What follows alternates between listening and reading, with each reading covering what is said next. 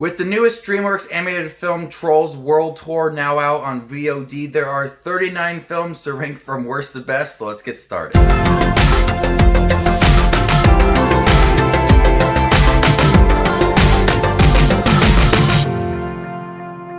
Hey everybody, my name is Justin. I love to watch movies. If you guys love to watch movies too, you guys are in the right spot. Make sure to hit that subscribe button down below and click that bell notification for more up and coming videos. Today we're going to rank in all 39 of the Dreamworks animated films from Antz all the way up to Trolls World Tour. I'll also be including Joseph, King of Dreams, even though that is a straight-to-home video film.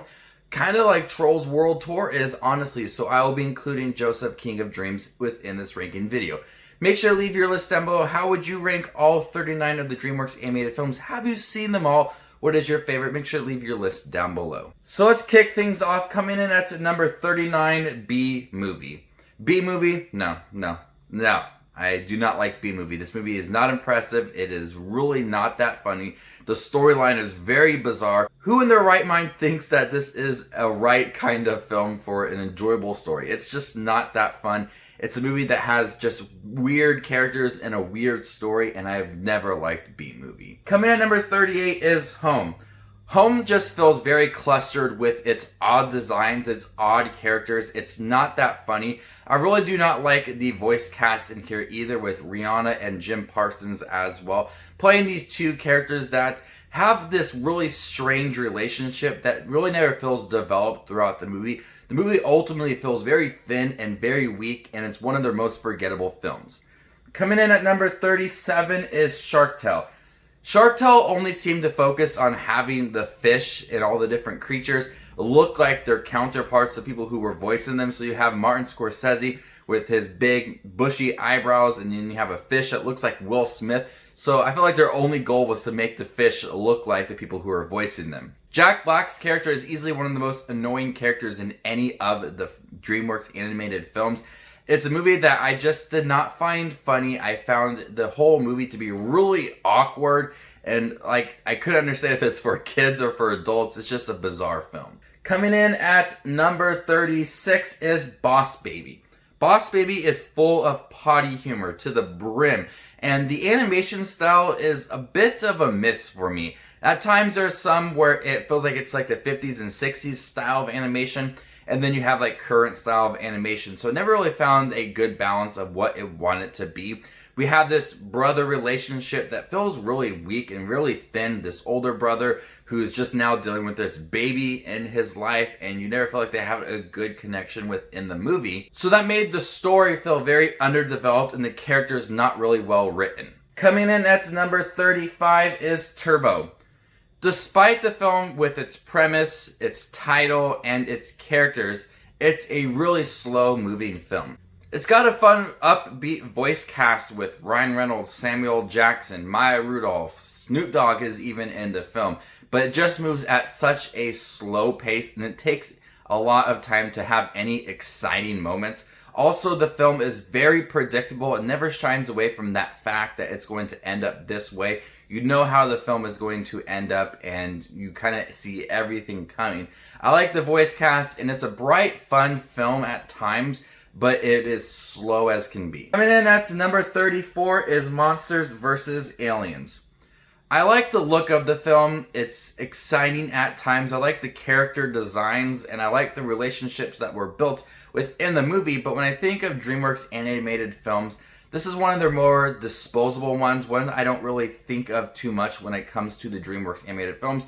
I make the list and think, oh, I forgot about Monsters vs. Aliens. It's funny at times. You got Seth Rogen in here who's pretty good. We also have Reese Witherspoon within the movie. I think that the voice cast is fine. The characters are fine, but just something about it that does not flow very nicely for me and doesn't make me want to go back and watch it again. Coming in at number 33 is Mr. Peabody and Sherman. I like the characters of Mr. Peabody and Sherman, but I don't think that they were developed nicely throughout the movie, because this movie just feels like a string of historic events that these two characters are going on, and they are meeting historical figures. And so a lot of the time the movie has a really quick pace, and you never feel a connection to Mr. Peabody and Sherman and who they are meeting along the way, because it just moves that fast. So the storyline feels really weak and really underdeveloped and has such a quick pace to where you really don't get to appreciate certain moments or any of the animation, because you feel like you just get everything in a really quick format. Coming in at number 32 is Shrek the Third. I remember the first time I saw Shrek the Third on DVD around Christmas time, and I absolutely immediately was disappointed with this film.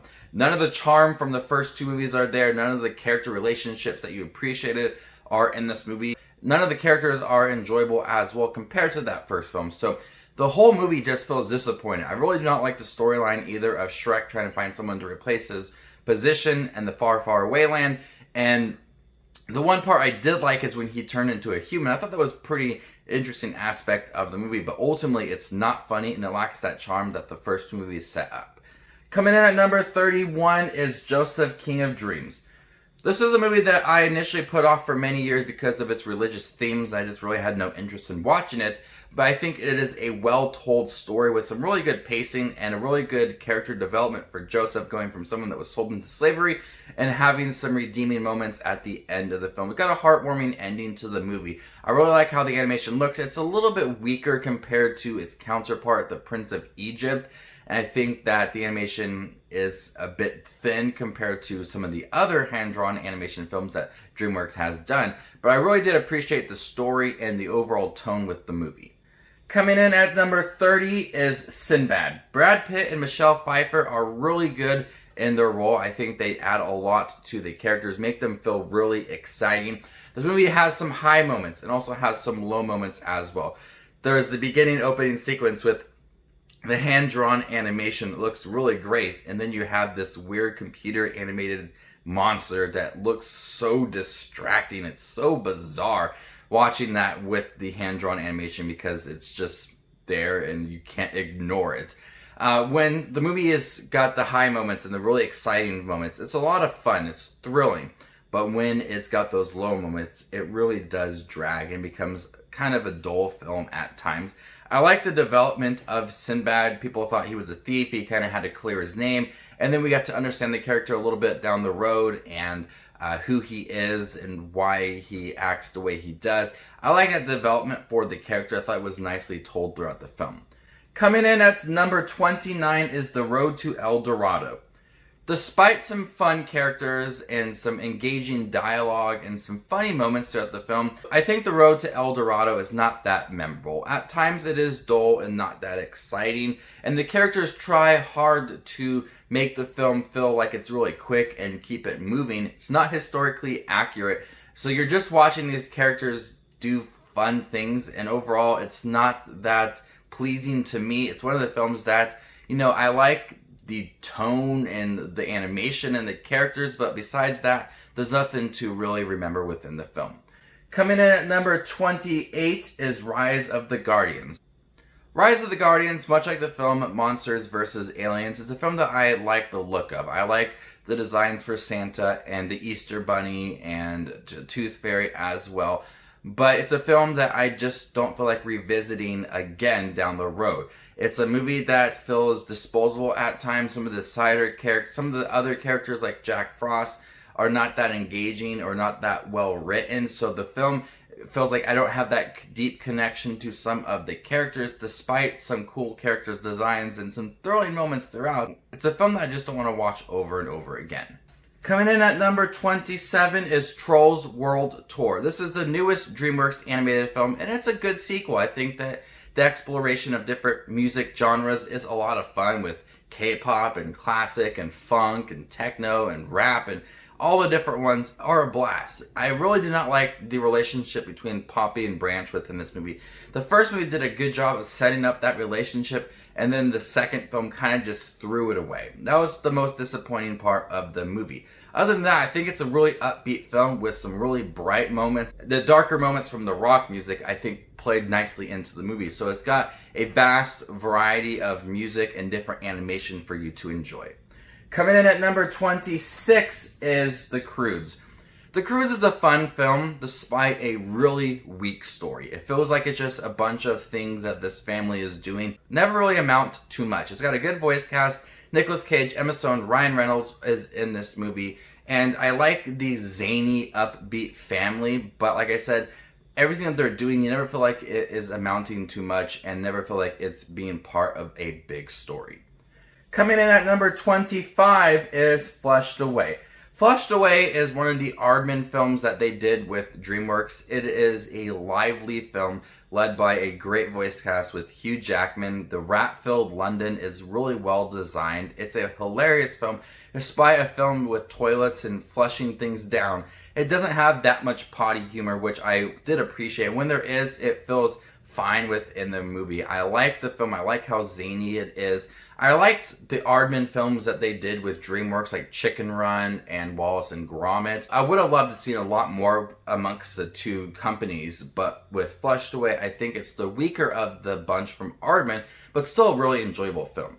Coming in at number 24 is Antz. The choice to have Woody Allen, who is a good actor and a good director, lead your voice cast with an animated film was a bit of an odd choice because he's not that engaging of an actor for a kid's film. So it was a bit of an odd choice to have him with in the movie. I do think that Antz, for the time that it was released, was okay. Now, it has not aged very well with its animation. At times, it's a bit disturbing. DreamWorks animation has changed vastly throughout the years. You had your hand-drawn animations with Spirit and The Road to El Dorado. Then you had your claymation ones with Chicken Run and Wallace and Gromit. And then you had like Shrek. And so you had like a bunch of different styles of animation for the DreamWorks movie. The Antz movie, as your computer animated film, and for the time it was released, it was okay. It's at times a bit of a boring film. Some of the characters and their voice acting don't really do much to bring these characters to life or make the film feel fun at all. But it is fun to go back and see how the company has changed throughout the years. Coming in at number 23 is Shrek Forever After. I put off Shrek Forever After for many years and not really caring about the film, but the most recent watch I had, my thoughts about the film changed. I like the movie. I like it a lot more than Shrek the Third, obviously not as much as the first two Shrek films. The best part about this movie is re-exploring the relationship between Shrek and Donkey and Shrek and Fiona, because Donkey and Fiona don't know who Shrek is, so he kind of has to convince them of certain things and rebuild that relationship. Kind of reminds me of the first film at times with that relationship development throughout the movie. So I really like that within here. It's cool to see all the different ogres within the movie. It's hard to balance it because at times I feel like it's only for adults with the midlife crisis moments. And at times you feel like it's only for kids. And it has a hard time of balancing both and finding that common ground within the movie. Coming in at number 22 is Spirit. The choice to have none of the animals talk makes this film feel really grounded and realistic. The narration by Matt Damon is perfect. It's a swift-looking film. It's beautiful to look at. I could have done it out with the Lakota Brave and that relationship that was built up towards the end of the movie. I think they should have just focused on the stallion throughout the movie. But nonetheless, I think it is a moving film. I love this movie. I didn't want to see it a lot growing up, so it took me many years to really appreciate it, but I do think that Spirit is a really well-told story. Coming in at number 21 is Trolls. Trolls is very upbeat. It's very bright. It's colorful. It's a movie that I like to watch because of the animation and how catchy the movie is. The original choice, the original music fits well into the movie and kind of adds to the story. I like the relationship between Branch and Poppy and how it was developed throughout the film. It's a really fun film. It's a movie that I just like watching because it's just so bright and lively. Coming in at number 20 is Megamind. I think Will Ferrell is hilarious, so to see him in an animated film in a DreamWorks movie was a great choice. I think he did a great job of bringing this villain to life and make him feel really big and really large. So I like him within the movie, and Brad Pitt coming back again after doing Sinbad is a great choice to have him play the superhero. The movie tries to give some characteristics to our villain and having you a bit of an understanding for who he is, having a backstory to make you understand his circumstance. So I like that story that was set up for Megamind. You just don't feel like he's just your one-note villain. There's some depth that is given to him, which I really did enjoy. Megamind is really funny. You got your typical Will Ferrell quirks within the movie, and that's why I think Megamind is really hilarious. Coming in at number 19 is Abominable. Abominable was a delight. It was a really calm film. I like how the progression was. It felt a little bit slower compared to other films. It wasn't trying to be a big movie. It accepted the fact that it was a bit of a tamer movie, and I liked the animation within here. I liked the characters that were set up within the movie as well. The journey aspect of the movie was really well done. Sometimes it's thrilling. You got some really big action sequences towards the end of the film, but filled throughout this movie is a lot of things to look at. It's beautiful. The animation is completely well done. I was really surprised with Abominable because I saw the trailers. I really was not interested in seeing that film, but I came out really surprised with the movie. Coming in at number 18 is Captain Underpants. I really enjoyed reading the Captain Underpants books as a kid, so they incorporated a lot of the elements from the books within the movie. So that makes this film really quick, and it's really funny to watch as well. It's got that good superhero vibe. Kevin Hart with the movie, Ed Helms do a good job with their roles, and I like Professor Poopy Pants towards the end of the film. It's quirky at times. It's just got a quick pace with it. If you like the story of Captain Underpants and seeing some of the quick different sections of the book, like the flip-o-ramas, those parts are in the movie, and I think that makes the film feel really authentic. Coming in at number 17 is Over the Hedge. Over the Hedge is one of the films I've seen a lot. And it's mostly because of Steve Carell's squirrel character, really zany character. And this movie has a bit of a weaker plot. It's not that big. It's just about getting food together and everything. Whatever. I like this movie for its animation and its characters. That's what holds this film together for me, is how much fun this movie has. It's a movie that I enjoy. It's funny as can be. It's got great characters. It's a storyline that I really did not care about because of how slow it moves and how weak and thin it feels, but it's filled with a lot of things to make this film really enjoyable. Coming in at number 16 is Wallace and Gromit. Wallace and Gromit, The Curse of the Were-Rabbit is a Aardman film with Dreamworks. I love this movie. It's a delight. It's really easygoing. It's very innocent. It's a movie that has a great pair with Wallace and Gromit. It's just a film that's so adorable to watch. Movies like this and the Leica films, you can just watch the movie and not pay attention to anything else and just be impressed at what they did to make these movies. That's what I like about these claymation movies and the movies like Leica, is that you can just watch it and be so impressed with the amount of work that goes into it. Even if it is a terrible film, you could still appreciate all of the work that went into making this film. So a lot of hard work went into making Wallace and Gromit, and it made it into a really enjoyable film with some really good characters. Coming in at number 15 is Chicken Run. This was the first clay model animation film by Nick Park, and it is hilariously structured with a lot of thrilling moments from its prison camp setting. Sometimes there's jokes for adults, sometimes there's jokes for kids. It's got that good balance. It's quickly paced. There's some thrilling moments. There's funny moments. Chicken Run really has it all. Coming in at number 14 is Puss in Boots. I love the character of Puss in Boots, and seeing him in his own film was something I was really excited to see. I remember seeing this movie opening weekend and be really impressed with the storyline and some of the characters as well within this movie. One of them voiced by Zach Galifianakis, so I love the connection between that. I love how they were giving Puss in Boots more of a story. They built the character up. There was some depth for him.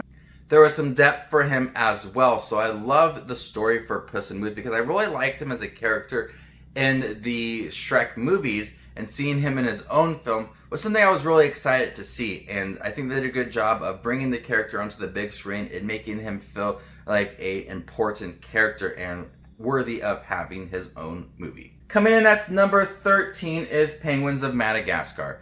I've seen Penguins of Madagascar so much. My wife and I's first date, we went to an Italian restaurant and then we saw Penguins of Madagascar. So I saw it December 2014, 15, 16, 17, 18, 2019. I saw it on Blu-ray. I just watched it a week ago.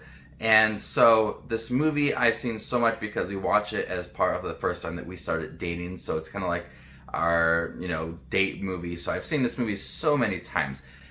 And the reason why it sits so high is not because of that connection that I have with the movie. I think it's really funny. I love the penguins from the Madagascar movie. So having their own film was something I was really excited to see because they are hilarious. Easily the best part of the Madagascar films. So I got to see them in their own film, and there's a lot of funny jokes. The Venture Phil is a lot of fun. I love the pop culture reference to other actors and actresses within the movie. It's easily a movie that I could watch over and over again. I have plans on watching it every single year around December time, but it's a movie that I just love because of the characters. Coming in at number 12 is Madagascar 3. Madagascar 3 has a really quick opening. A lot of things are being thrown at you at once. Where are these characters? What kind of predicament are they in? Here are some other side characters as well. It takes some time to slow down, and by the time it slows down, you really do appreciate kind of the story that these characters are in and how they are still trying to get back to New York City. I still really love the characters in the third film, Most Wanted. I love some of the side characters as well. But it does have a really catchy, sometimes annoying song with the Afro Circus sung by Marty. Alex still feels like a good leader within the movie. There's so many things I appreciate about Madagascar 3 and how funny the movie is, but it has got a really just kind of in-your-face first 20-30 minutes of the film. But it slows down and becomes an enjoyable film. Coming in at number 12 is Madagascar 2. There's at times where I watch this film and I'm a bit irritated with the movie because of how they separate the characters and they really don't feel like the same from the first movie. They're kind of building up new relationships with other characters within the movie, but they're also at times finding themselves as well and figuring more about themselves and building up different relationships. So I like some parts of the movie at times. Sometimes I feel a little bit irritated when watching the movie. But it is still a funny film filled with great humor from the first film. And the characters that our four main animals met in the first movie, they kind of transition over to the second film as well. So it still has that good connection to the first film. Coming in at number 10 is The Prince of Egypt. The Prince of Egypt is probably their more mature film. It's got really deep themes with a good development of its character. I put off The Prince of Egypt for many years, much like Joseph, King of Dreams, because I'm just not religious, so I didn't really have any interest in watching this film. But when I did watch The Prince of Egypt, I was wildly impressed with this movie and how beautiful the animation is. The music choice is not that memorable, but I do love everything else about this movie. Coming in at number 9 is Kung Fu Panda 2. I really did not care much for the Kung Fu Panda movies when they first were released, so it took some years for me to actually enjoy the series. Kung Fu Panda 2 still feels very fresh after the first film. He's still learning new techniques and he's still interested in Kung Fu, and his connection with the Furious Five is growing within the movie, so I really did like that they still had a chance to develop the characters within the movie. Kung Fu Panda 2 is still a lot of fun. It takes the humor from the first movie and adds a new twist on it with new style of technique, so it still feels, and that's what I like about the Kung Fu Panda movies, that it still manages to be fresh. Coming at number 8 is the first Kung Fu Panda movie. This movie is oddly a little bit inspiring. See this panda who's clearly, the way he looks, is not fit to be a Kung Fu master. But he is always determined to learn something. He's always interested within it. And he never gives up. So I think this tale is very inspiring. It has a good message. And it's filled with great voice acting from Jack Black. He really makes this character his own and has a lot of fun with it. The other characters like Angelina Jolie's Tiger and Jackie Chan in the movie and Seth Rogen, all of the characters are a blast within this movie. Kung Fu Panda is a fun film. I love how determined he is. It's a really fun character and it's got a good villain within it, and I like how the movie has a lot of great action scenes as well, and it balances that with its weird humor. Coming in at number 7 is Kung Fu Panda 3. Kung Fu Panda 3 is my favorite one out of the bunch because it feels a little more personal to Po. It's having him meet his real father and building up that relationship, and it's got some emotional moments as well. Watching Po's guardian, who's been there with him since he was younger, meet his real father and how they're kind of dealing with that, I thought was a really well told part of the movie and something that I would not expect much from a Dreamworks film. But it still manages to be fresh. You got that big villain within the movie, you got some great action scenes, meeting different pandas in the film, something I was really excited to see. Coming in at number 6 is Madagascar. Madagascar is one of my favorite Dreamworks franchise. Despite sometimes it being highs and lows with these movies, I do really enjoy the characters and the fish out of water moments of our 4 main animals going from New York to Madagascar and meeting characters along the way. It's a blast. I really enjoy this franchise. I remember playing the video game for this movie on the PlayStation 2 many years ago, but I've always appreciated the franchise and the characters and its witty humor and how upbeat it feels. Madagascar will always be one of my favorite Dreamworks movies. Coming in at number 5 is How to Train Your Dragon 2.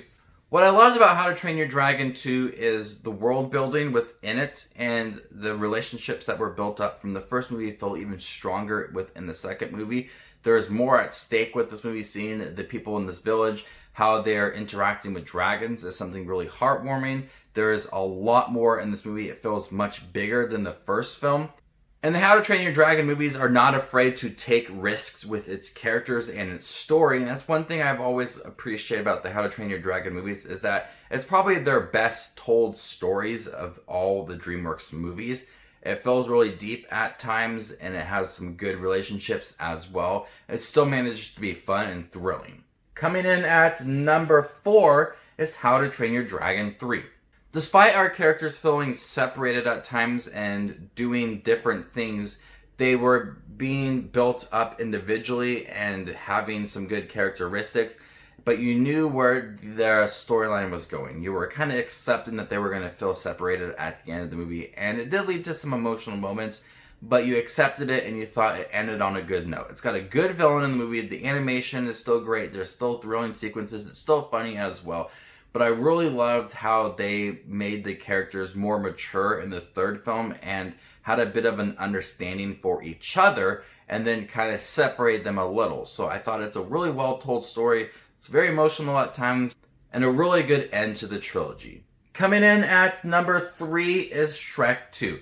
Shrek 2 took everything I loved from the first film and really built on that, but took Shrek out of his swamp lifestyle, took him to far, far away land, and had to meet Fiona's parents, who were very shocked to figure out that Shrek is an ogre and Fiona is now an ogre, and she married someone who was not of their liking. So it's really funny to see this movie and how he kind of has to accept a new lifestyle and meet people who kind of are against him. You got some fun new characters like the fairy godmother and Prince Charming as well, and they fit very nicely into the movie. It's still a lot of fun. It's a blast to watch. It's really funny. And they still managed to make Shrek and Donkey have that good relationship. It doesn't forget anything that the first film set up, but adds a lot of new things to the movie. Coming in at number 2 is How to Train Your Dragon. This movie has a lot of thrilling sequences, but what I love about the first movie is that it never forgets to develop its characters and the relationship, because it's something that was really rocky in the first place. You have Hiccup, who is very weak compared to people that are dragon hunters. And then you have Toothless, who is considered a fierce dragon amongst them all. And so obviously they're on this completely different spectrum, but they have, but the film takes its time to make the characters feel very vulnerable and build up the relationship, but also having it be really thrilling and a lot of fun. So it balances a lot within this movie. It also does a good job of great world building and having some side characters in the movie. And How to Train Your Dragon movie is one of my favorite films of all time, the animation movies. It's for its characters and how vulnerable they feel and the relationships that were set up. It's so well told. I remember seeing this movie in theaters and not really caring to see it. It was around spring break time, and my mom took me to go see the movie after work, and really had no interest. But I fell in love with the movie instantly for its world and its characters.